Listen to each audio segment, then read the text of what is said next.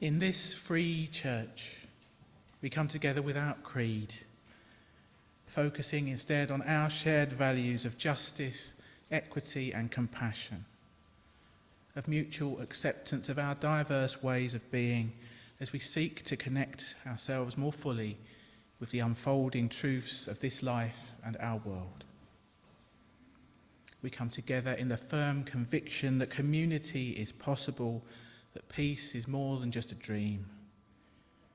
We commit together to affirm in our deeds as well as our words the inherent worth and dignity of each and every human being. We come together in awareness of our interdependence with all humanity and with the wider web of existence of which we are a part. We come together to pool our resources, to strengthen our resolve, to build beloved community and truly put our faith into action.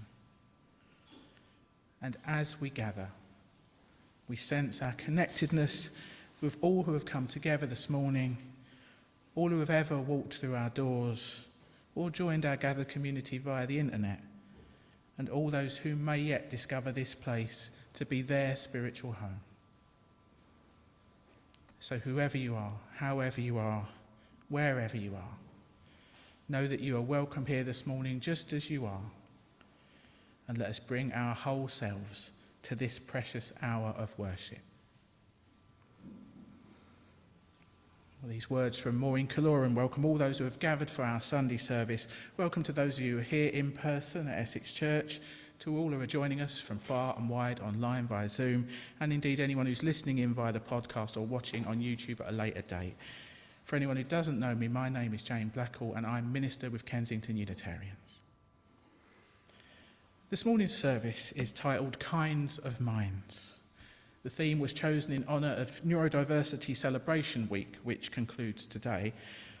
Celebration of diversity is a core value of our Unitarian community. So this week we're going to consider the huge diversity of human minds and how our varied neurological architecture will shape our gifts, our needs, and our very way of being in the world. When we talk about neurodiversity, we're often thinking about autism or ADHD, but potentially we could be talking about many more degrees of human variation than that. It's highly likely that everybody here has someone who is neurodivergent amongst their family or friends, or indeed that you are neurodivergent yourself. So this is something we all need to consider more deeply. And I'm pleased to have help this morning from a member of our congregation, Emma Taylor, who's a familiar face to regulars at our Friday night Heart and Soul. Emma will be joining us via Zoom to share thoughts later on. And I'll be sharing a little bit of my own story too, my journey to getting an autism diagnosis late last year. But before we go any further, let's do as we always do. Let's light our chalice flame. This is a moment for us to pause, to settle, to really arrive, lay down any agitation that we came in carrying. And it's a simple ritual that connects us with Unitarians and Unitarian Universalists the world over, which reminds us of the proudly progressive religious tradition of which this gathering is part.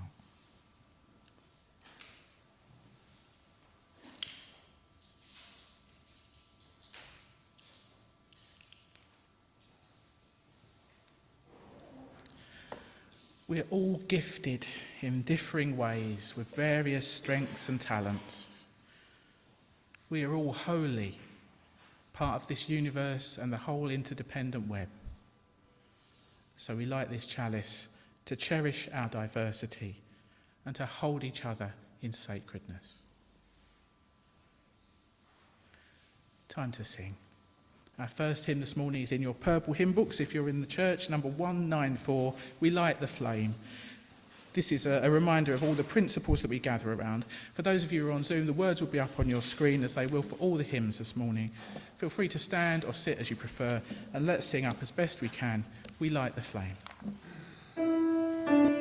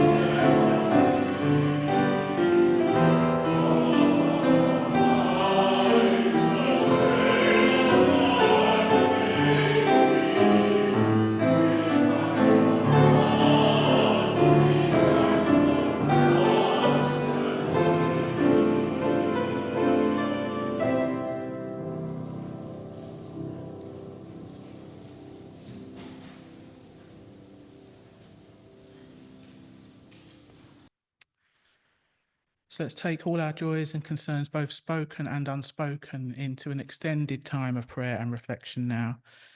This prayer is based on some words by Richard Lovis. You might want to adjust your position to get more comfortable. You might want to close your eyes or soften your gaze. Perhaps there's a posture that helps you to feel more prayerful and centered. Whatever helps you to get into the right state of body and mind for us to pray together now, to be fully present in this sacred time and space with yourself, with each other, and with that which lies within us and beyond us.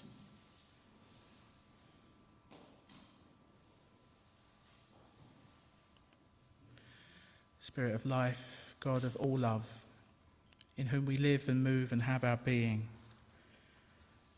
we turn our full attention to you, the light within and without, as we tune into the depths of this life and the greater wisdom to which and through which we are all intimately connected. Be with us now as we allow ourselves to drop into the silence and the stillness at the very centre of our being.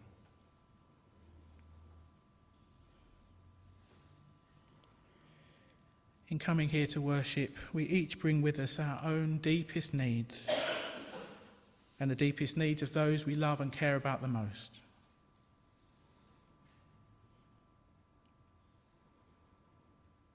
Some of us bring the need to express thanks because we're aware that there's more to our calls for thankfulness than anyone can take credit for.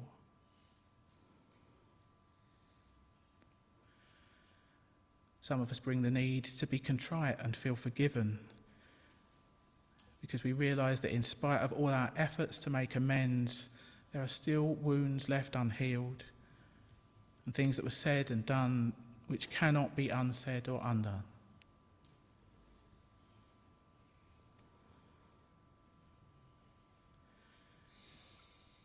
Some of us bring the need for comfort and for consolation because we feel broken-hearted, churned up or adrift.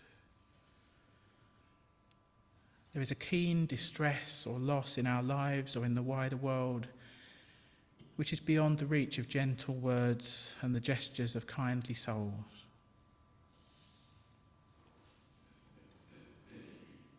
Some of us bring the need for guidance and direction because the tangle of life seems too complex for reason and advice alone to unravel.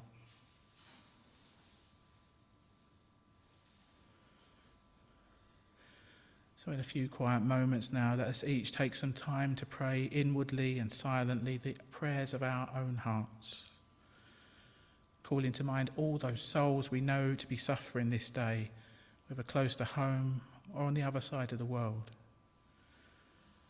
The world's troubles can feel quite overwhelming. So for now, let us focus on those causes which call most strongly to our heart and hold these sacred beings in the light of love.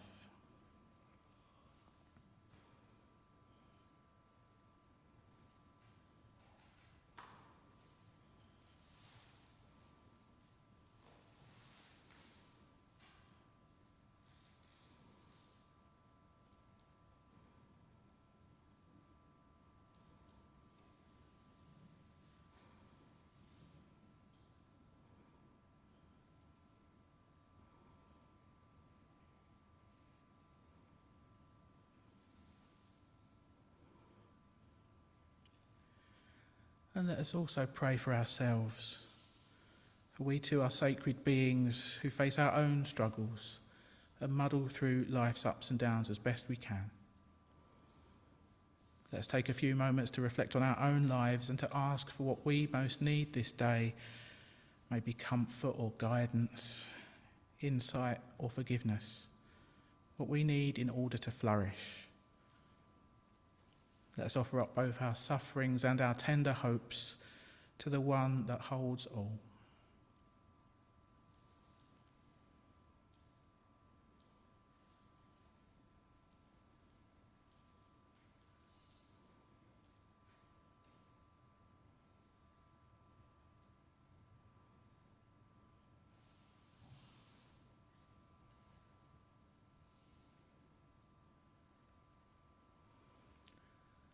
And let us take just a little longer to remember all the good things in life and give thanks for them.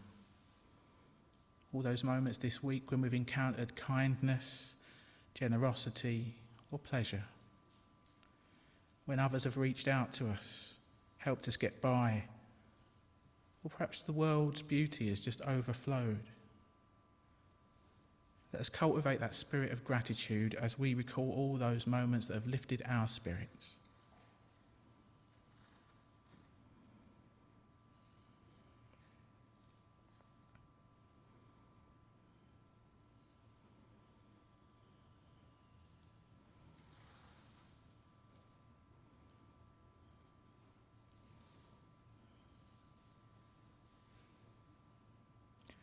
Spirit of life, God of all love, as this time of prayer draws to a close, we offer up our joys and our concerns, our hopes and our fears, our beauty and our brokenness.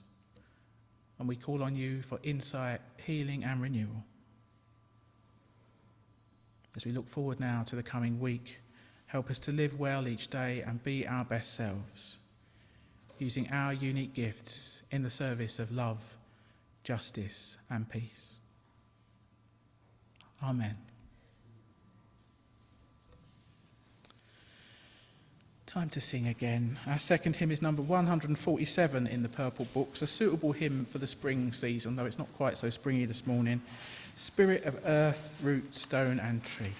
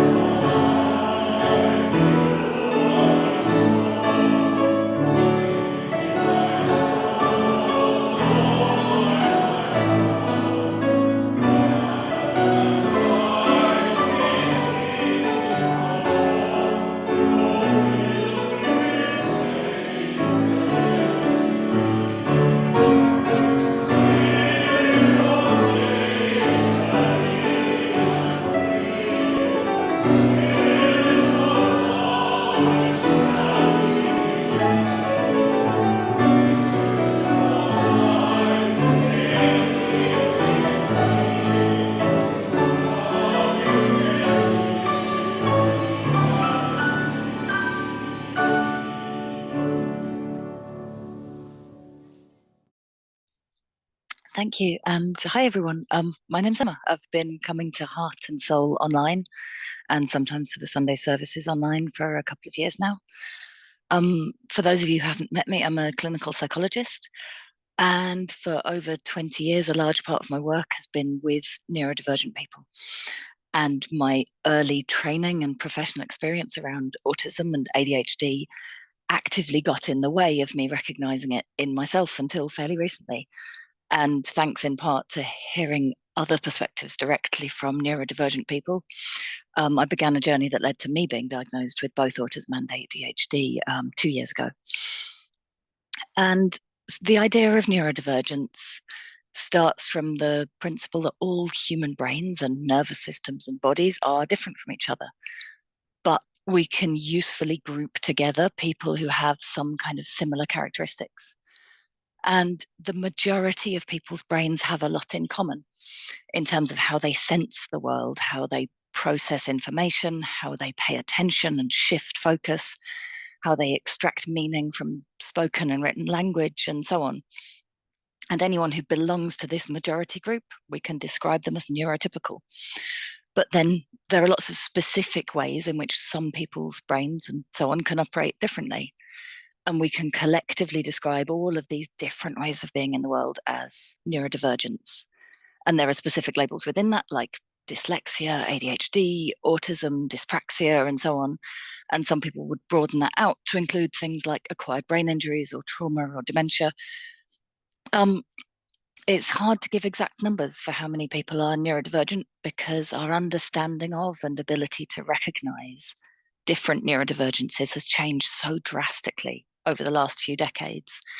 And some media outlets in particular might have you believe that the diagnostic criteria have been relaxed, maybe to the extent that they've become meaningless, that neurodivergence used to be an exclusive club and now they let just about anybody in. But there isn't evidence that this is the case. It's more that our ability to recognize neurodivergence in all sorts of people has meant expanding the recognition of autism and ADHD and other neurodivergences among people who weren't being properly understood in the past, particularly women and girls and people of color. We also know now that neurodivergences tend to co-occur. So, for example, there's about a 50-50 chance of someone with ADHD also meeting the criteria for autism and vice versa. But until as recently as 2013, one person couldn't be given both diagnoses. And that was also the point at which the label of Asperger's syndrome was removed and everything came under the kind of autism umbrella. We also know that someone with ADHD or autism is also far more likely to be dyspraxic or dyslexic or to have other specific neurodivergences like synesthesia, a kind of muddling of sensory information, a cross-wiring of senses. And we're increasingly learning that neurodivergent people are more likely to have particular chronic health issues like hypermobility, digestive disorders, chronic fatigue, circulatory problems. People talk about autism in particular as existing on a spectrum, but I think that translates in a lot of people's minds into the idea that we're all a little bit autistic, but maybe you're 3 out of 10 and I'm 8 out of 10 autistic, or ADHD or whatever. The reality is that all forms of neurodivergence are a collage of different traits, and each one of them has its own sliding scale. So rather than a single sort of 0 to 10 scale, it's more like an artist's palette where lots of colors are present in different amounts and at different intensities.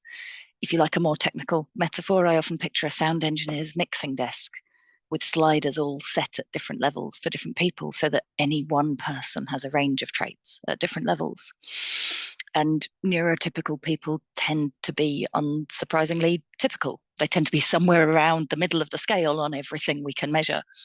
And neurodivergent people are mostly at both extreme ends of those scales, not just in the diagnostic criteria, but in all the ways that they experience and interact with the world. So among neurodivergent people, you're more likely to find both people who absolutely cannot recognize faces and also super recognizers who can remember every face they've ever seen, just to pick an example. Which means that generally any two neurodivergent people are more different from each other than any two neurotypical people, which is what's so frustrating about the common experience of being told, for example, you can't be autistic. My nephew's autistic. You're nothing like him. It's like being told that something written by Mozart can't be music because it isn't by Bach, and Bach wrote music. Neurodivergent people generally find it harder to feel comfortable and to function well in a world that isn't a good fit for our ways of doing things and for our brains and our bodies. a world that misunderstands our intentions and makes inaccurate assumptions about us and perceives us as weird or awkward or difficult, however hard we're trying. And at the same time, what my training about neurodivergence failed to tell me was the joy that can be a central part of it, the intensity of emotional experience, the connection with others, the sensory delights, the fascination of special interests. As hard as it can be, I wouldn't give it up, even if I could. I don't know any other way to be in the world.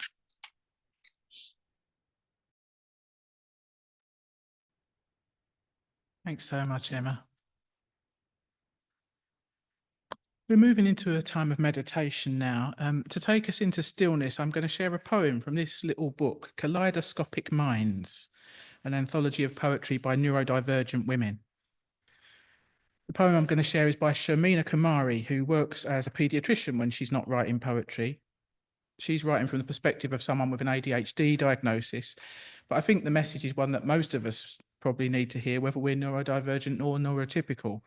Her poem is titled, You Are Enough. The words will take us into a few minutes of shared silence and stillness that will end with the sound of a bell. And then we'll hear some more music for meditation from Shari and Benjie. So again, let's do what we need to do to get comfortable. Adjust your position if you need to. You might want to get your feet flat on the floor to ground and steady yourself. You might want to close your eyes. And the words are just an offering. Feel free to use this time to meditate in your own way.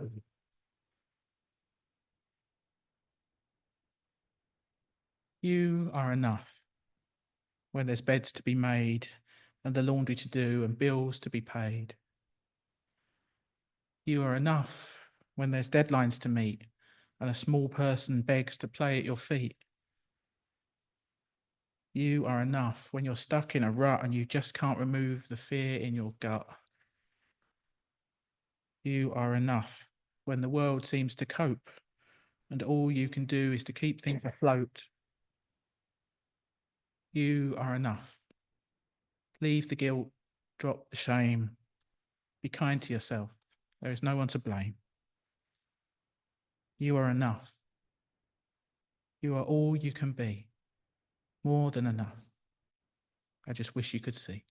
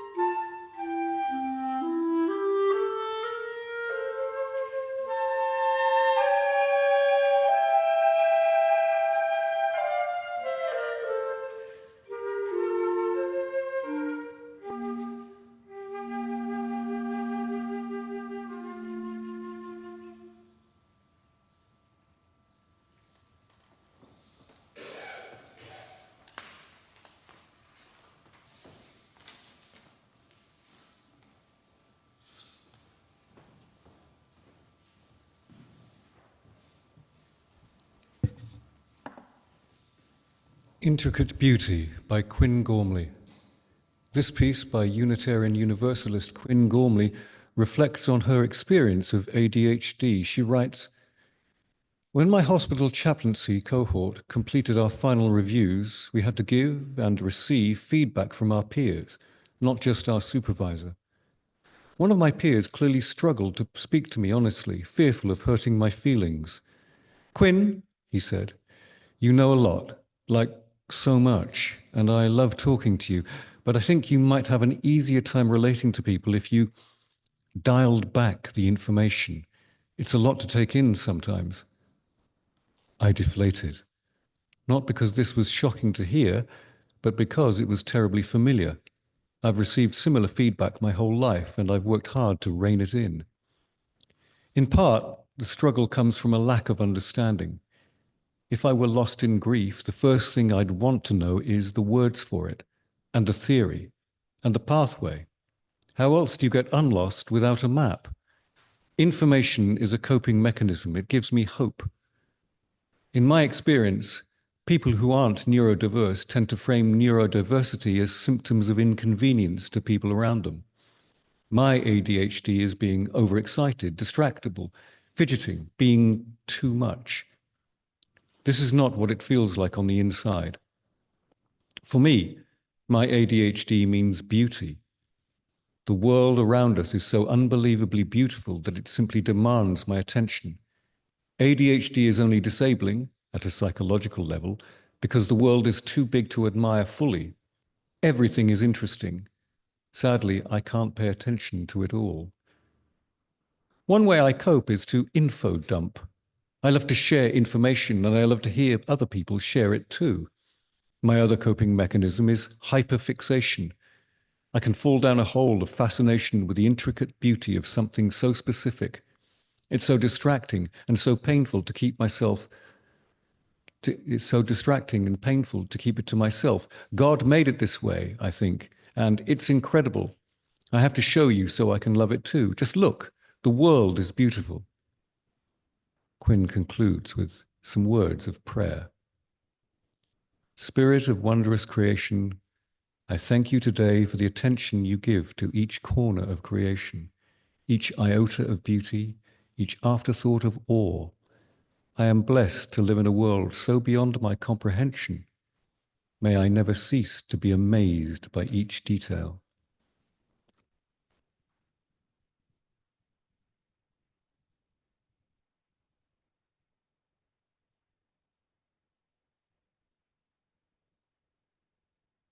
Thanks, Anthony. I'm conscious that we're probably going to run a bit long today. If you have to leave on the dot of 12, I apologise for that, but go with our blessing, and you can always catch up on YouTube. As I said at the top of the service, this past week has been Neurodiversity Celebration Week. And so this morning we're exploring the premise that is simply stated by the autistic author Temple Grandin on the front of the order of service. The world needs all kinds of minds. Part of the impetus behind tackling this theme today was a conversation I had with a friend recently, and I should probably say up front that this is going to be more of a personal sharing kind of reflection than usual. I'm hoping it'll be useful for me to share a little of my own first-hand experience this time. So I was speaking to my friend, a new friend, someone I've not known very long, and I mentioned in passing that I'm autistic. And he replied, "You don't seem autistic, if you don't mind me saying." Now, this is a completely understandable response, especially when you consider he's only known me for about 5 minutes in the grand scheme of things, and I knew myself sort of for at least 45 years before I even had the first inkling that I might be neurodivergent in some identifiable way. When my mate said, "You don't seem autistic," he said it completely straight. No sides, no unkindness or judgment either way. He's a lovely man. He wasn't being funny. He was just surprised, I think. So I found myself trying to explain off the cuff what it is like for me to be autistic, how it shapes my experience of the world, how it creates some challenges, how I've found workarounds for some of those challenges and not for others, and how it absolutely comes with various brilliant gifts and strengths as well. Possibly I got a bit defensive about it. As you're probably aware, there's been a lot of backlash lately to the supposedly increased diagnosis rates of autism and ADHD. A lot of skepticism is out there. So I instinctively found myself trying to justify my diagnosis. And I came away from that conversation thinking, I didn't do a very good job of conveying what it's like to be me. Now, I should not acknowledge early on that this gulf of understanding what it's like to be me is not just an issue between neurodivergent and neurotypical people, of course. I couldn't help thinking back to my old philosophy lectures. This may seem a bit of a leap. And there's a famous essay by Thomas Nagel titled, "What's It Like to Be a Bat?" in the sense of small flying mammals. In case you're not familiar with that article, it uses this thought experiment of trying to imagine what it is like to be a bat to explore ideas about consciousness and the mind-body problem. I'm not going to try and summarize the argument of his essay this morning, and it's not that pertinent, but it's a fascinating read and it's on the internet. However, it inspired me to think about some parallels that are very pertinent. If you try and imagine what it's like to be a bat, one thing you've got to take into account is that although they are mammals and as such they have a fair few things in common with humans, the bat's primary method of perceiving the world is through sonar and echolocation. And that is so different from anything us humans have experienced. Though, side note, I have heard of a few humans that have taught themselves to echolocate with clicks, which is another story entirely. But generally, the neurological equipment of bats is so unlike ours that we can't know what it's like to be one. We can try to imagine, we can try and empathize with the bat, but the imagination will only take us so far. There's something about the subjective nature of their experience that is ultimately impossible for us to grasp.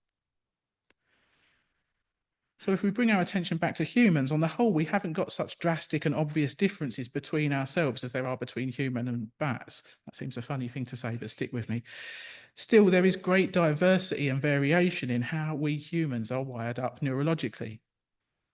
You might like to think of it as us each having different operating systems. Not sure how far we can stretch this metaphor, but let's try. Think of Windows computers versus Apple or Androids versus iPhones. In broad terms, they do much the same thing, but there are differences beneath the surface which bring their own advantages, disadvantages, quirks, shall we say. There are often things you can do more easily on one than on the other. They're all configured slightly differently. And broadly speaking, the same goes for brains, it seems. But it's really, really hard to convey much about the workings of your own operating system to anybody else. In autistic circles, a lot has been written about what's called the double empathy problem. There's long been this widespread belief that autistic people have an impaired understanding of the thoughts and feelings of others. But these days, it's starting to be more acknowledged that the gap in understanding is mutual. It goes both ways. When people with such different experiences of the world interact with each other, they will struggle to empathize, and that is just as much the case for neurotypical people who often don't seem able to see that the neurodivergent way of being is just different, not wrong. It brings us back to this notion of subjectivity and the ultimate unknowability of what it's like to be anybody other than ourselves, and the difficulty of grasping the inbuilt quirks, possibilities, gifts, limitations, and constraints of any mind that is not our own. Rather than asking what's it like to be a bat, in everyday life, we're living alongside, trying to understand other human beings. So we're implicitly dealing with questions of what's it like to be Jane, what's it like to be Emma, what's it like to be Antony, or anyone else that we're in relationship with. There's this invisible inner life, which we might attempt to convey to each other with language, but language is limited. And our own self-understanding might well be limited too. We could easily go through life with no awareness that our neurological operating system is significantly different to anybody else's. We've got nothing to compare it to. This is probably a good moment to remind ourselves that there are so many different modes of variation, so many kinds of minds out there. Though we might be primarily focusing on autism and ADHD today as the ones that are increasingly making news headlines, we could be thinking about dyslexia, dyspraxia, OCD, PTSD even. We're increasingly thinking about trauma these days. And some definitions of neurodiversity are more inclusive than others. The boundaries of the concept are invariably a bit fuzzy. So returning to my own story, like I said, I didn't have an inkling that I was autistic until quite recently. It took me decades to come to that idea, and then I had to contend with rather long NHS waiting lists to be assessed, and I only got my formal diagnosis of autism level 1, what used to be called Asperger's, last September. For most of my life, I've been aware of various peculiarities and difficulties that I've had, but I never previously saw them through that particular autistic lens. Not something my parents would have had any awareness of at all back in the 1970s. And as Emma said, and you may already know, a lot of women and girls have gone undiagnosed just in part because of differences in how autism is seen in boys and girls. The family story was Jane's a bit funny, Jane's a bit shy, Jane is very fussy about her food, Jane doesn't like parties. Sometimes put more strongly as Jane is very antisocial or even rude, Jane is awkward and intense and won't get along with other people easily.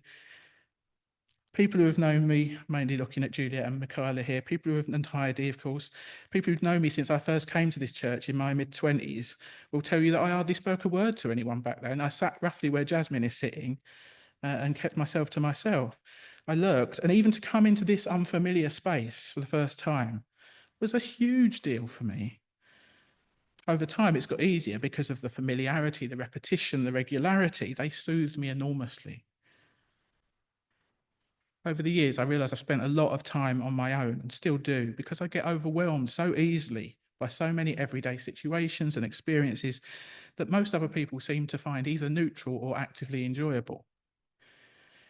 And even when a part of me wants to join in with things, I'm always checking for an escape route or a pass option. In situations where I can't see a way to bail out in an emergency, I often won't risk joining in the first place for fear of having a meltdown, making an exhibition of myself, especially in situations where I'm required to be the responsible adult in the room and I can't just run away. Another dimension I've been aware of over the years is that from the outside, it's seemed baffling to friends, colleagues, tutors, that there are things that I seem to be capable of doing sometimes in certain circumstances that I can sometimes do really well and even enjoy. But other times I become completely incapable. I freeze up, I grind to a halt, I shut down, I refuse. Often when I've got stuck on a task, particularly a writing task, and a deadline is approaching, people will say to me, just do a half-assed job of it, get it out of the way. But somehow that option is not available to me. It's like I have to complete some inner process, exhaustively work through all the connections in my mind before I can find any words at all to put down on the page. It's become apparent to me that sometimes it takes me a lot more time and energy to do a thing, including time around the thing to build myself up to it and then recover afterwards, than others would expect. I've often worried that this makes me come across as lazy or ill-disciplined or willfully awkward, and perhaps I've overcompensated for a bit over the years. I suppose the main take-home from this bit of my personal experience is that we just can't know how difficult or how easy anyone else is finding things that we find easy or difficult. Or at least we can't tell by looking. But we can listen to what people tell us about their experience, and we can try and give them the support and the accommodations that they need in order to flourish. Not every neurodivergent person has a formal diagnosis, nor wants one. But many people, including me, have found it helpful to get an official confirmation of what they already kind of knew about themselves. Diagnosis has helped my self-understanding.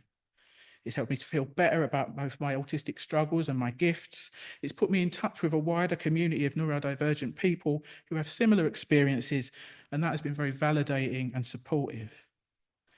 It's also helped me to get clearer on what support I might need in order to help manage everyday tasks a bit better. And it's empowered me to rearrange my life and work accordingly, to ask for some of the accommodations that would make a real difference. And often these accommodations are really small things to do with transport or food or allowing for time out. Things that might seem a bit odd to others, but they're hardly any trouble to put in place a lot of the time, and they remove significant sources of stress.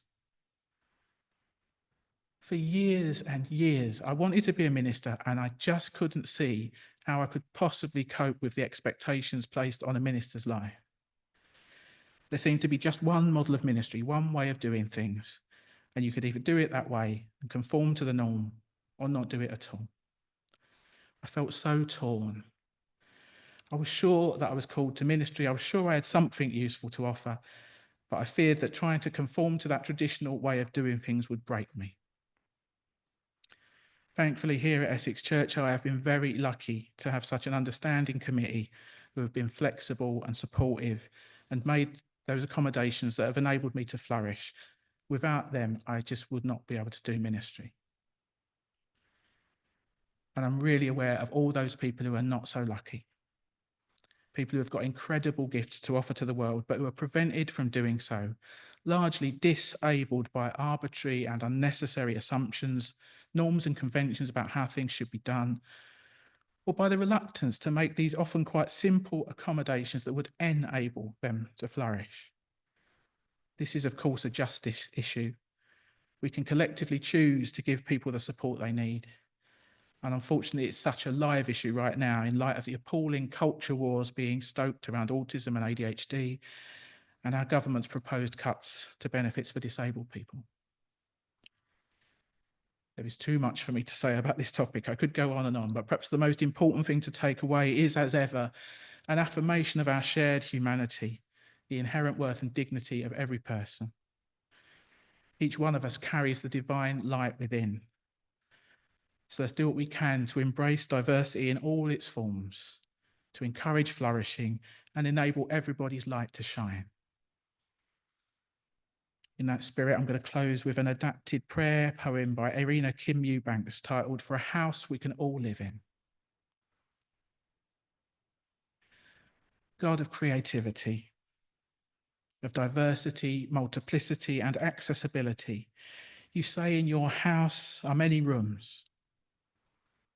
You build a space where all can dwell and live exactly as who we are without shame. So forgive us for the ways we have shut out and shut in, for making barriers to your presence, creating hierarchies of bodies and minds, and building environments that are disabling. Help us to co-create with you a house that welcomes the fullness of our lives, spaces that are accessible and psychologically safe, welcoming of neurodiversity, acknowledging the wholeness of who we are, our complete need for each other and every gift we bring. May your way, in which every kind of mind, body, and spirit are honoured as valuable and good, be made manifest in our world, so that all your children have room to flourish. And may that be so for the greater good of all. Amen. Time to sing again. Our final hymn today is on your hymn sheet if you're in the church, one of our recent favourites, and a reminder of this need to treat everyone with dignity and respect. Who is my neighbour?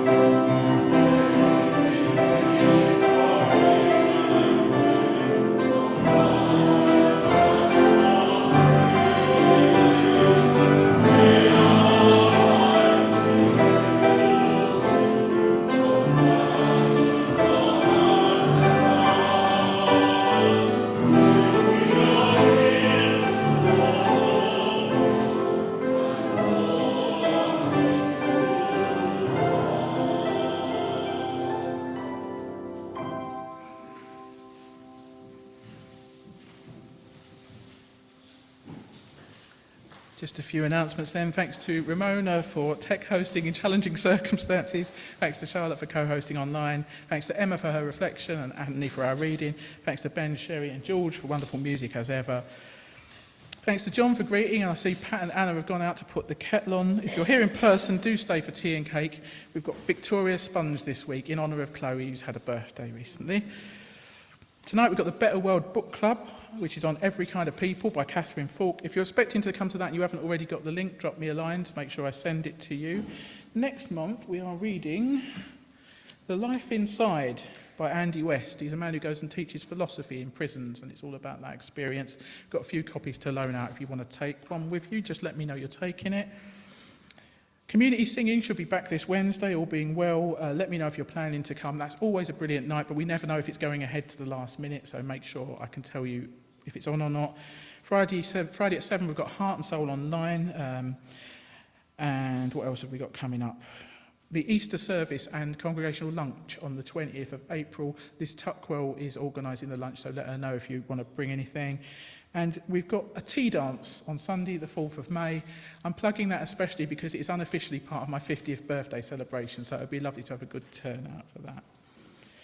We're currently doing our membership drive for 2025. If you're already a member, you'll have got your renewal email this week. Please do fill it in. If you didn't get it, check your spam folder. I can always send it again. I know it's tedious to fill it in every year, but we like to make sure we've got your up-to-date details and preferences on record. If you're not yet a member and you would like to be, please do get in touch. It's not about the money, it's about pledging your support and affirming your sense of belonging to this community. More the merrier. Next week we'll be back at 11 when our service is titled Anger is an Energy with Alex Bryanson. All this information is on the back of your order of service in your Friday email. You can always take a copy of the newsletter. This congregation very much has a life beyond Sunday morning, so let's keep in touch, look out for each other and do what we can to nurture supportive connections. Just time for our closing words and closing music then. Our gathering ends. May we go forth thankful for the life that sustains and renews us, receptive to the grace that surrounds and surprises us, and attentive to all the gifts and possibilities that surround us along the way. Amen. May I make another announcement? Briefly, Can you come to the mic? Roy, myself and our friend Tanya, we're having another exhibition. This time it's at the Chelsea Town Hall on the first floor in the library, and the private view is on the 9th of April. I have the invitations here, and perhaps you'd be so kind and put it in the newsletter. Thank you.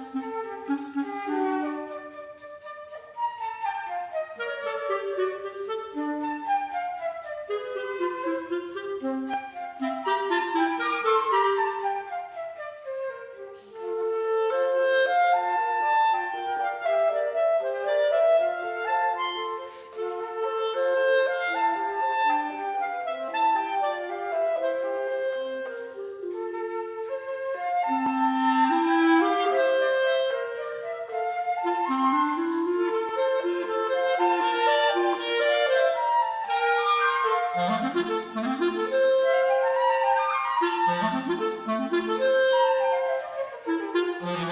you.